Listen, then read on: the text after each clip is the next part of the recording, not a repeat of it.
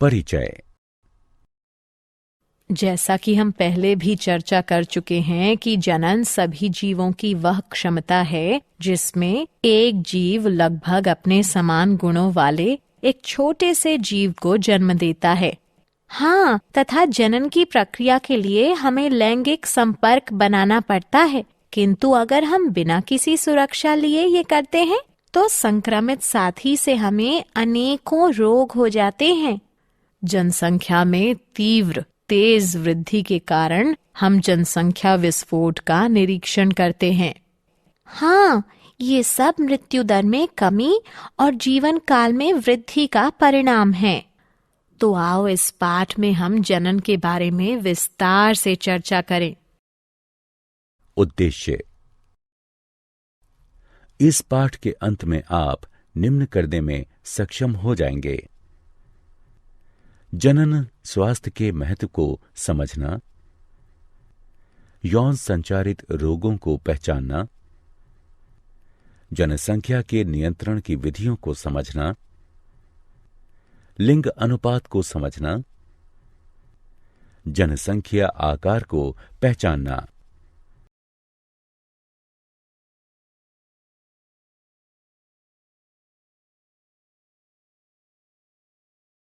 जनन स्वास्थ्य। जनन स्वास्थ्य सामान्य स्वास्थ्य के वे सभी पहलू हैं जो कि एक मनुष्य के सामान्य, सुरक्षित तथा संतुष्ट जनन जीवन को बढ़ावा देने में सहायक हैं।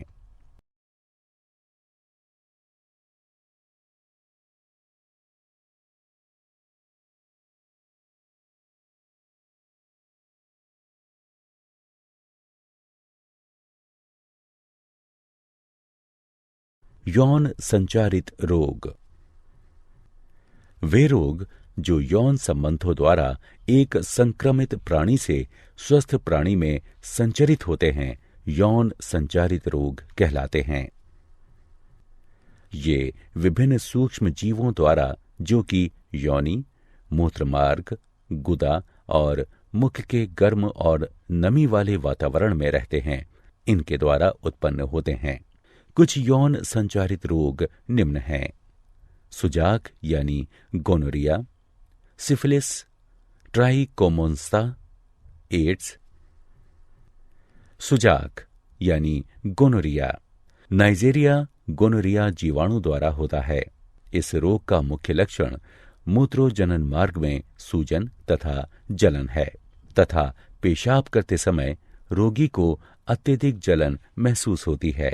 यह जीवाणु नर के मूत्रमार्ग और मादा के गर्भाशय ग्रीवा को संदूषित करता है। सिफिलिस ट्रेपोनेमा पेडिलियम जीवाणु द्वारा होता है। मूत्रोजनन मार्ग की म्यूकस झिल्ली में धब्बे यानी चकत्ते होना तथा जननांग पर अल्सर होना आदि इस रोग के मुख्य लक्षण हैं। ट्राइकोमोन्स्ता एक प्रोटोजोआ ट्राइकोमोनास वेजिनेलिस द्वारा होता है। मादाओं के मूत्रोजनन मार्ग द्वारा कुछ योनिस्राव इस रोग का मुख्य लक्षण है। एड्स एक विषाणु HIV द्वारा होता है जो कि शरीर की प्रतिरोधक क्षमता को कम कर देता है तथा जिससे शरीर किसी भी रोग से जल्दी ही ग्रसित हो जाता है। एड्स के संचारण के माध्यम यौन संबंध, संदूषित प्राणी के रक्त का रक्ताधान यानी स्थानांतरण, संदूषित सुई का प्रयोग, सरगर्भता यानी गर्भावस्था के दौरान अपरा द्वारा मात्र से शिशु में आना आदि है।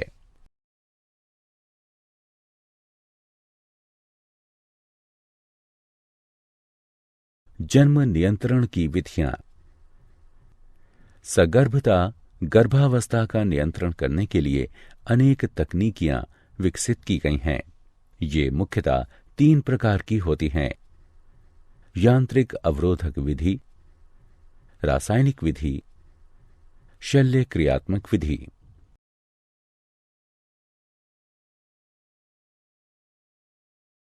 यांत्रिक अवरोधक विधि। यांत्रिक अवरोधक विधि में शारीरिक बाह्य युक्तियां जैसे कॉन्डोम, डायाफ्राम और ग्रीवा टोपी प्रयुक्त होते हैं, जो कि संभोग यानी मैथुन के दौरान शुक्राणुओं को स्त्री के जनन मार्ग में घुसने से रोक देते हैं। अतः यह उनके बीच में रोधक की भांति कार्य करता है। अंतःगर्भाशयी युक्तियों का प्रयोग गर्भाशय में अंतरोपण को रोकता है। यह युक्ति कौपटी है, जो कि डॉक्टरों या अनुभवी नर्सों द्वारा गर्भाशय में सुरक्षित रूप से लगाई जाती है। रासायनिक विधि। रासायनिक विधि में स्त्रियों द्वारा विशिष्ट औषधियां प्रयोग की जाती हैं, जो कि 2 प्रकार की होती हैं, मुख वाली गोलियां और योनि वाली गोलियां। मुख वाली गोलियों को मुखीय गर्भ निरोधक भी कहते हैं, जो कि शरीर के हार्मोनों के संतुलन को बदल देती हैं, जिससे कि अंड का त्याग नहीं होता और निषेचन नहीं हो सकता है।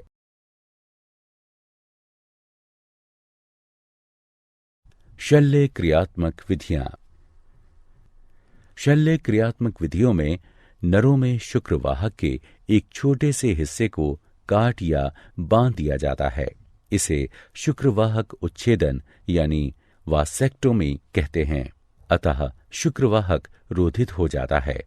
इस प्रकार शुक्राणुओं का स्थानांतरण रुक जाता है। मादाओं में अंडवाहिनी नलिका शल्य क्रियाओं के द्वारा काट या बांध दी जाती है। इसे नलिका उच्छेदन यानी ट्यूबेक्टोमी कहते हैं। अतः अंड गर्भाशय तक पहुंचने में सक्षम नहीं होता है तथा इस प्रकार निषेचन नहीं हो पाता है।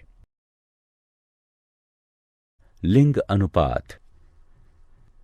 एक जन समुदाय में मादा तथा नर की संख्या का अनुपात ही लिंग अनुपात कहलाता है। एक स्वस्थ समाज के लिए मादा नर का अनुपात बनाए रखना अत्यंत आवश्यक है।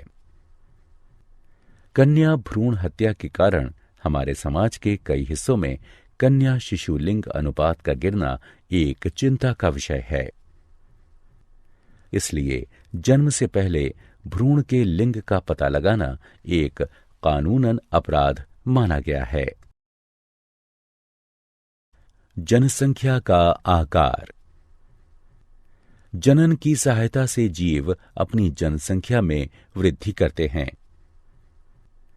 एक निश्चित जनसंख्या में जन्म तथा मृत्यु की दर जनसंख्या का आकार निर्धारित करती है। जनसंख्या में वृद्धि तब होती है जब जन्म दर मृत्यु दर से अधिक होती है।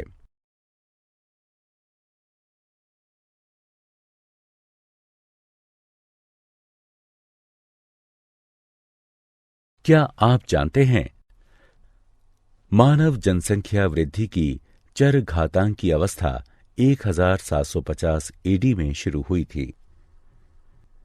विश्व की मानव जनसंख्या अगले 30 वर्षों में 9.5 अरब तक पहुंच जाएगी। भारत ऐसा पहला देश बना जिसमें 1951 में सरकार द्वारा प्रवर्तित परिवार नियोजन को अपनाया।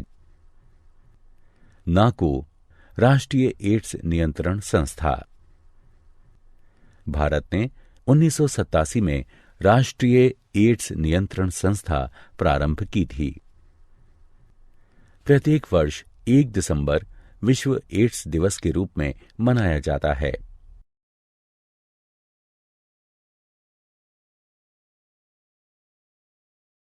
सारांश। आइए हमने जो कुछ सीखा है उसे संक्षेप में दोहराएं। मानव जनसंख्या में तीव्र वृद्धि जनसंख्या विस्फोट कहलाती है। इसका मुख्य कारण मृत्यु दर में तीव्र गिरावट और जीवन दर में तीव्र बढ़ोतरी होना है। जनसंख्या विस्फोट के परिणाम अनुसार कुप्रभाव उत्पन्न होते हैं, इसलिए तत्कालीन जनसंख्या नियंत्रण की आवश्यकता है। जनसंख्या वृद्धि परिवार नियोजन कार्यक्रमों के द्वारा रोकी जा सकती है, जिसके अंतर्गत विभिन्न प्रकार के यांत्रिक, रासायनिक, शल्य क्रियात्मक और प्राकृतिक विधियां आती हैं। यौन संचारित रोग असुरक्षित यौन क्रियाओं के दौरान संचारित होते हैं। एड्स, क्लैमिडिएटा, सुजाक यानी गोनोरिया, सिफिलिस, हेपेटाइटिस बी, जननिक परिसर्प यानी जेनाइटल हर्पीज और ट्राइकोमोनस्ता आदि कुछ सामान्य यौन संचारित रोग हैं। जीवन साथी के साथ वफादारी निभाकर तथा समलैंगिकता, वैश्यवृत्ति तथा अनेक लोगों के साथ सेक्स करने को रोककर इन्हें प्रबंधित तथा नियंत्रित किया जा सकता है।